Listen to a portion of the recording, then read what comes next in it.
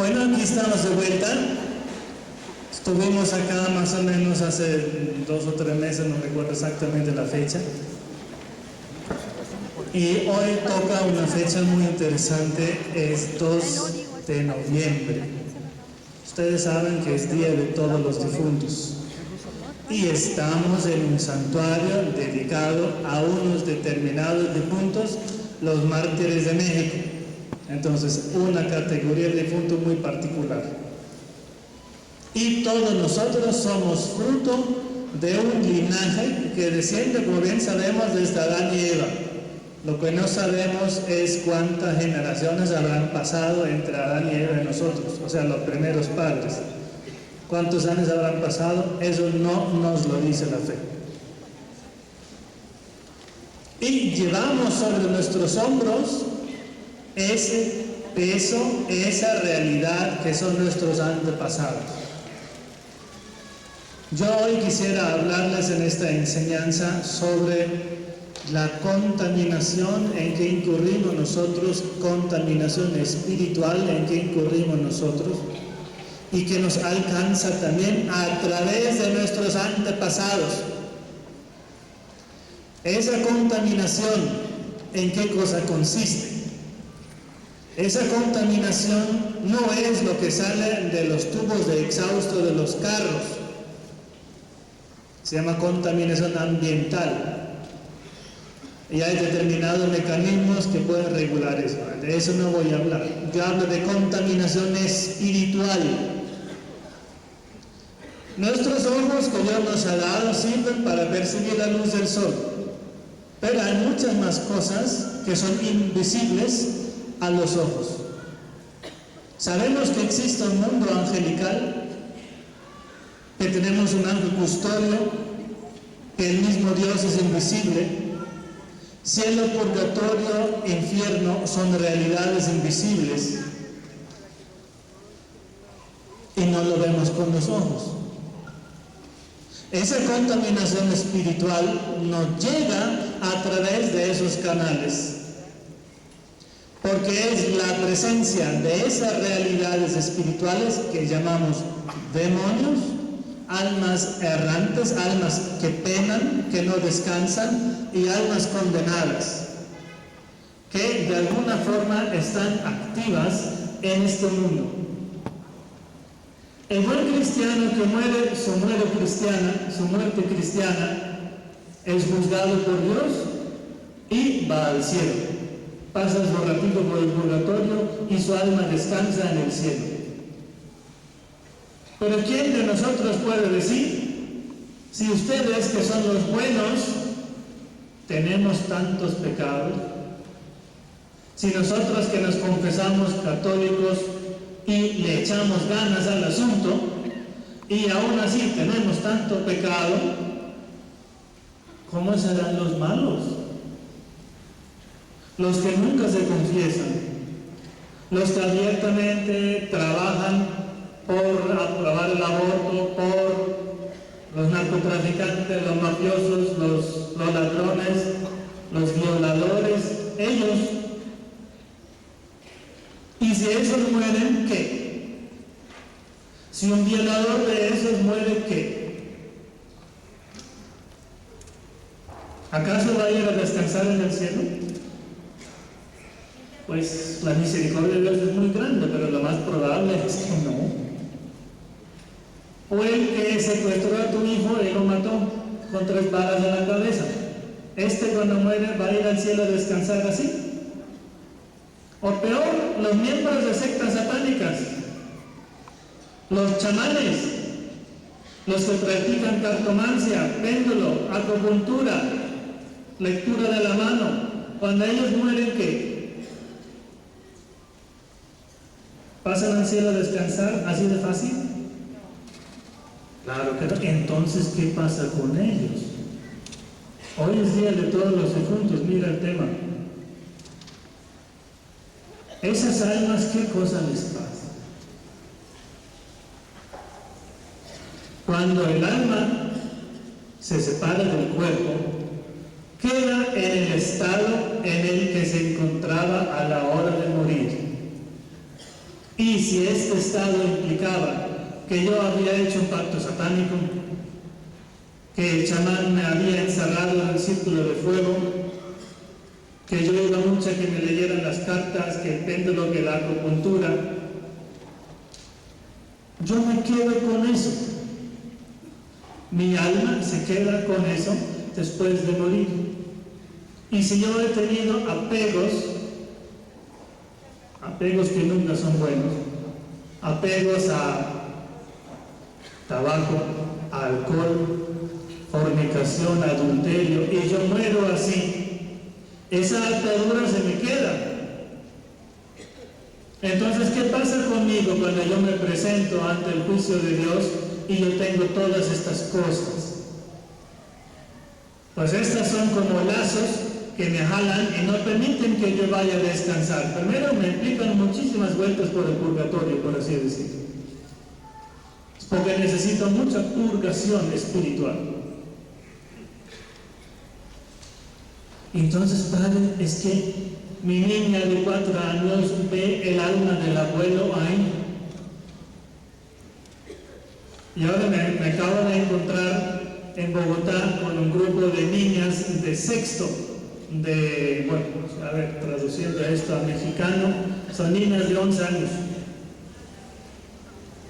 Niñas de 11 años que se juntaron a jugar un juego. Y este juego era esto: vamos a tomarnos todas de la mano y vamos a llamar el nombre de algún muerto y lo vamos a insultar. Entonces, ¿qué hicieron? Todos llamaron a Michael Jackson, porque es un tipo muy conocido. Llamaron todas el nombre de Michael Jackson y le dijeron payaso. Y al llamar a un muerto, lo más seguro es que ese muerto viene y realmente viene. Entonces las niñas cayeron al piso convulsionando. Quien juega con los muertos queda afectado por los muertos. Las niñas convulsionando en el piso. Y a partir de ese día, las niñas ven sombras, ven gatos negros en su pieza. Una de las niñas me dice: yo veo el rostro de mi abuelo difunto en los azulejos del baño. O sea, tienen manifestaciones de los muertos. Porque lo más probable es que si tú llamas a los muertos vienen. O los que se hacen pasar por los muertos. Pero yo pensaba que entonces mi abuelo ya estaba descansando. Ah, no, chica, tu abuelo todavía no está descansando. Entonces, ¿qué hace mi abuelo? Él se encuentra en un estado de purgación, y porque él tenía muchos apegos a este mundo, se sigue manifestando en este mundo, de alguna forma pidiendo ayuda a los vivos, porque él ya no puede hacer nada por sí mismo. ¿Nunca te has visto esto, que un niño llora mucho hasta que es bautizado, y cuando finalmente es bautizado ya no llora tanto? Porque el niño no bautizado tiene muy poca protección ante esas presencias espirituales. Y para nadie es bueno que se nos manifiesten los difuntos. Los difuntos tienen que ir a descansar. Pero como él murió sin haberse confesado, como él murió sin gracia de Dios, entonces descansar, pues, ni hablar. Mira el caso que me acaba de suceder en la costa colombiana. Padre, que mi tía está muy enferma y ella espera desde hace meses que se vaya y le ore. Bueno, entonces le hago el favor y visito a la tía. Poco sabía yo que la tía tenía 84 años con cáncer de estómago. Llego a la casa, hay como 30 personas que están ahí porque al parecer la tía está muy grave. Entro a la habitación de la tía y yo veo a una persona que, según yo, está en agonía. solo se está quejando. Dije, ups, esa persona está muy grave. Me le acerco, le impongo las manos, le oro en lenguas, la unjo con aceite, le hablo al oído, ella es capaz de repetir unas palabras del acto de contrición conmigo, le doy la absolución de los pecados y me retiro. Y dice la nieta al abuelo, abuelito, aquí está el padre, ¿por qué no te confiesas con él? Ah, sí. Entonces, mientras confieso al abuelo, la abuela muere. Falleció a los 60 minutos de darle la absolución yo. Mira cómo Dios bendijo a esa abuelita. Ella estaba aguantando desde hacía más o menos 4 semanas la llegada del padre. Y yo le di el paquete completo y ¿sabes lo mejor? ¡Gratis! Imposición de manos, oración en lenguas, unción con el aceite, absolución de los pecados, acto de contrición, arrepentimiento, paquete completo, despachada.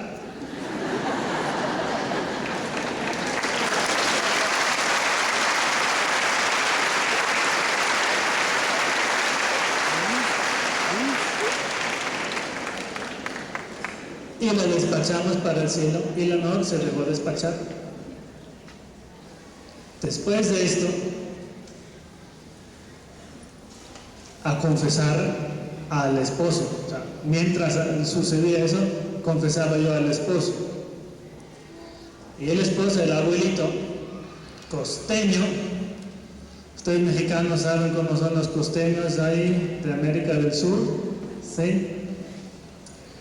Él es más grande que yo, más alto que yo, más ancho que yo, tiene 45 kilos de sobrepeso. Y se encuentra con el padre. Entonces le pregunto, oiga señor, ¿y hace cuánto no se confiesa? Y me contesta, bueno, más o menos. Y, disculpe, no entendí. Más o menos. O sea, le dio pena. Porque más o menos antes de casarse fue la última vez que se confesó. ¿Y sabes cómo comienza la confesión? Es que padre, yo no tengo pecados. Ahí se me removió el santo hígado que tengo. O sea, qué cara dura. Y le dije, ¿usted no tiene pecados? Usted ha fornicado no sé cuántas veces, le ha sido infiel no sé cuántas veces, su esposa acostó con otras mujeres, usted ha regado hijos por la calle, no ha ido a misa el domingo, no se ha confesado en 50 años, y me dice que no tiene pecados. Se quedó tan impresionado ese señor que cuando salió de la confesión, le dijo a los 30 familiares que había, les dijo, el padre Teo sí sabe.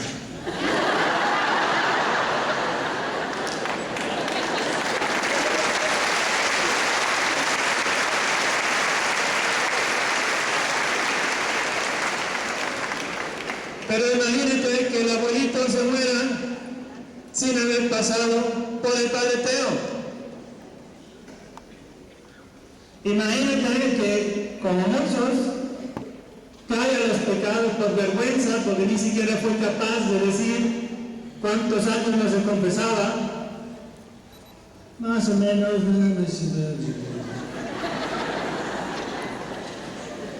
¿Cómo? O sea, ni mucho menos, y luego viene diciendo que no tenía pecados. O sea, por favor, imagínate que si uno muere así, se presenta ante Dios. ¿Va al cielo así? Ven a descansar, hijito. No. Esos difuntos necesitan su purgación, su limpia espiritual. Y eso le llamamos purgatorio. Lo que pasa es que muchas veces nosotros nos olvidamos de nuestros difuntos. ¿Quién se acuerda entre ustedes del bisabuelo? Que yo ni siquiera recuerdo el abuelo materno, el paterno, porque fallecieron antes de que yo pudiera nacer. Ni siquiera conozco a mi abuelo paterno. Y qué sé yo si mi abuelo paterno está descansando o no. Ahora hablamos del bisabuelo, ni tengo foto de él. El tatarabuelo, apenas 3 generaciones atrás, ¿él estará descansando? ¿Habrá fallecido en la Primera Guerra Mundial? No sé nada de él. Y nos olvidamos de nuestros difuntos, apenas pasados 20 años ya. ¿Quién ora por el abuelo? Y luego sucede que en las oraciones se nos presentan almas que dicen que fallecieron hace el siglo XVII. ¿Y quién está orando por ellos? Nadie. ¿Y qué pueden hacer ellos por sí mismos? Nada. Están como atrapados. Y eso no es agradable. Imagínate que te quedas atrapada en la nevera. No, nada agradable. Se presentan almas que dicen: yo necesito 96 misas. Y luego resulta que ese que es tu abuelo, que en la oración manifestó, porque Dios permitió que se manifestara, él dice que yo necesito 96 misas para descansar, que tú, que eres el nieto, la nieta, le encargas una misa al año, en el aniversario. O sea, 96 años en la sala de espera, comiéndose papel de periódico, esperando entrar al reino de los cielos, porque los descendientes están en la playa en Semana Santa en vez de orar por el abuelito difunto. Pero claro, una vez debajo de la tierra, ¿quién se acuerda de los difuntos? La contaminación en que ellos incurrieron a lo largo de su vida por sus propios pecados. Eso es muy grave. Y entonces, como no descansan, muchas veces Dios permite que se queden esas almas atadas a los lugares físicos donde ellos han vivido y donde ellos han pecado. Como por ejemplo, voy a contarles un ejemplito. Una persona que tiene don de visión visita a una familia no muy fervorosa, entra al salón de estar y como tiene don de visión, ve la siguiente visión y le dice a la señora de la casa: veo 2 bebés clavados en la pared. Y la señora había aportado 2 veces. Veo 2 bebés clavados en la pared de tu casa. Entonces el pecado de aborto que esa mujer había cometido la acompañaba, esa mujer, acompañada de sus propios pecados, en el lugar donde ella vivía. O sea, eso es como un rastro espiritual que nos acompaña. Yo he cometido ese pecado, entonces esa imagen, esa realidad, las almitas de esos bebés me acompañan. Muchas veces en los lugares donde fueron cometidos sacrilegios, donde fueron cometidos asesinatos, son lugares como maldecidos, porque la gente dice: aquí veo cosas. En Colombia, una persona amiga me llevó a la casa del fundador de las autodefensas de Colombia. La casa del fundador de las autodefensas de Colombia. En esa casa, que es gigante, con un jardín gigante, hay más de 80 cadáveres enterrados. Porque esa buena persona mataba a personas en su casa y luego las enterraba. y toda la familia hacía brujerías, bueno, muy detestable. La persona de visión que me acompaña dice, aquí hay muchas almas que nos están siguiendo, porque sus cuerpos están aquí. O sea, básicamente el jardín de esa casa era un campo santo. Yo me fui paseando por ese jardín gigante, derramando agua bendita, consagrando ese terreno, para que las almas pudieran descansar, porque sus cuerpos fueron profanados. Y ustedes conocen el método: balazo en la cabeza, motosierra, saco de basura, enterrado en el piso, enterrado en el jardín. Métodos semejantes practican aquí en México. Y esas almas cuyos cuerpos fueron matados así, ¿acaso van a descansar? Si todos queremos un entierro cristiano, con las indulgencias de los rezos, con las indulgencias de las exequias, y esos pobrecitos, balazo, motosierra, bolsa, tierra. Ellos no descansan. Murieron sin confesarse. Murieron de repente, nadie les avisó, ahora te voy a matar, haz tu acto de contrición. Simplemente balazo en la cabeza y les acabó la vida. Y morir sin acto de contrición, morir sin besar el crucifijo, morir sin la presencia del sacerdote para el viático. Esa no es una muerte cristiana.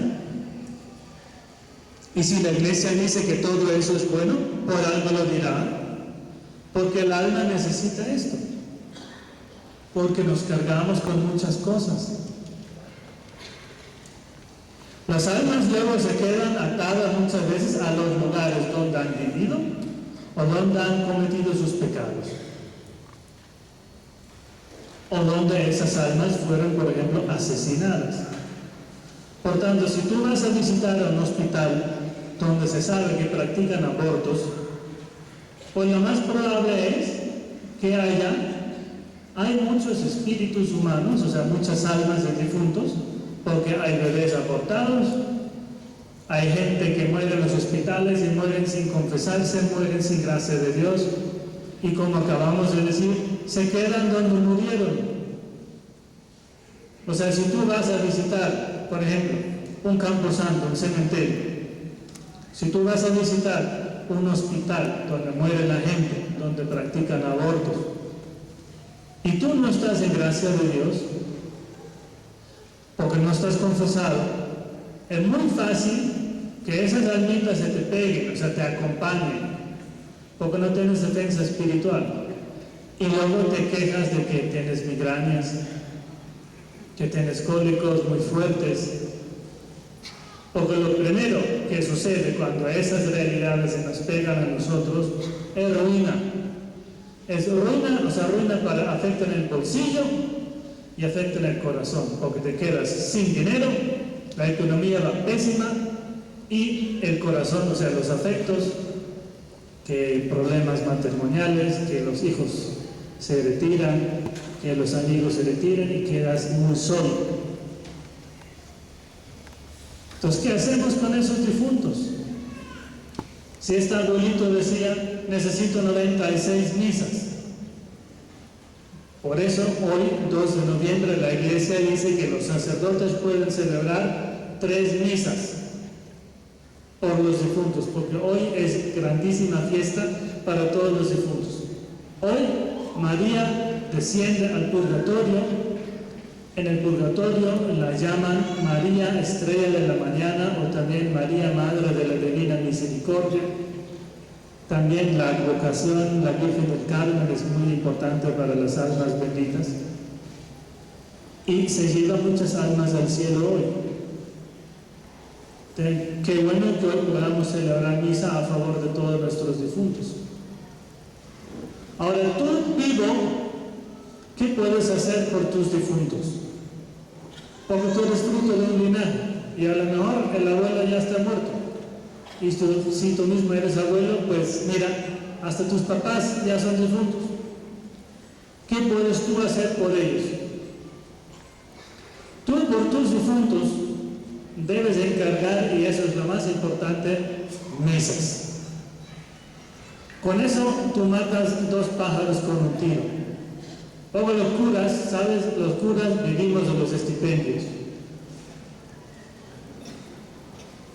Primer pájaro que matas, porque si no, ¿de qué vivimos los curas? Segundo, ayudas a los difuntos. Pero pues que no lo hagas cada 93 años, porque el pobre alma está esperando ese beneficio. Tú encargas el novenario, cuando muere alguien le encargas el novenario de misas ya. Esos son como primeros auxilios espirituales. Y durante los primeros años después de la muerte, en cada comunión que tú vas a recibir, la vas a ofrecer por tus difuntos. Cada comunión que recibes, piensa en tus difuntos. Cada misa que tú asistes, Señor, aunque pues yo no soy sacerdote, pero yo asisto a esa misa y yo quiero ofrecer esta misa por el alma de mis difuntos, aunque yo no los conozca. Por todos los difuntos, 33 generaciones atrás, hasta 1200 después de Cristo, no conozco a nadie de ese tipo. Por todos ellos les ofrezco esa comunión, esa misa, mi rosario. Nunca te olvides del beneficio que es la Santa Misa. Te voy a contar ese testimonio de mi propia abuela. Como te dije, yo no conozco a mis abuelos paternos, pero los maternos sí. Mi abuelo paterno fue soldado en la Segunda Guerra Mundial, 2 veces fue herido. Él tuvo que estar en el frente finlandés, donde hacía 50 grados bajo cero. O sea, imagínate el frío. Y arriba en Finlandia eso era guerra de trincheras, pura artillería. 50 grados bajo cero. Después de la Segunda Guerra Mundial fueron repatriados a Alemania, bueno, vivieron, y en 2009 mi abuela fallece. Yo estaba en Estados Unidos y yo solo supe 3 días después, porque pues estando tan lejos me llegó el correo muy tarde, y ella falleció un viernes y yo supe un domingo. Y el viernes, cuando ella fallece, yo sin saberlo, me entraron unas ganas de rezar la coronilla de la Divina Misericordia.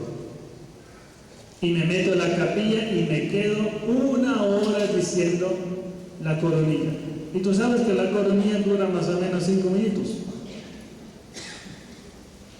porque es muy breve. Y yo me quedo 1 hora diciendo la coronilla, o sea, más o menos 10 coronillas dije, hasta que me dije, ya, hasta ahí. Y lo dejé así. Y a los 2 días del domingo me llega el correo diciendo, tu abuela falleció el viernes. Entonces me dije, justo